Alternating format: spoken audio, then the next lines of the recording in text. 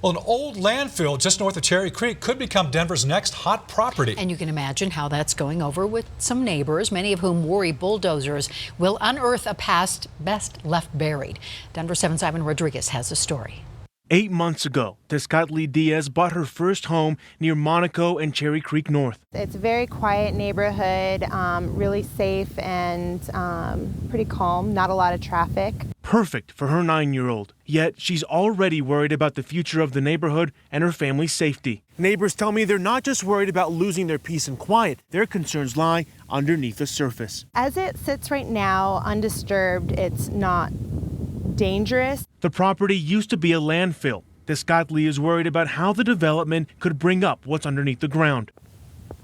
Methane, benzene, arsenic, mercury. Denver Public Schools bought the land for just $10 in the 60s and cleaned it up in order to build Placebridge Academy next door.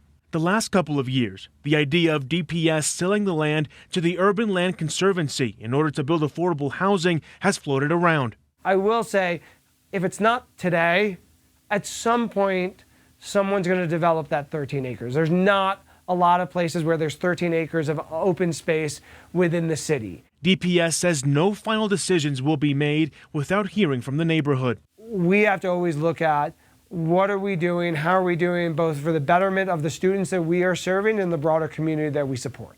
DPS will hear from the public and the Colorado Department of Public Health and Environment during their next meeting on January 28th. Ivan Rodriguez, Denver 7.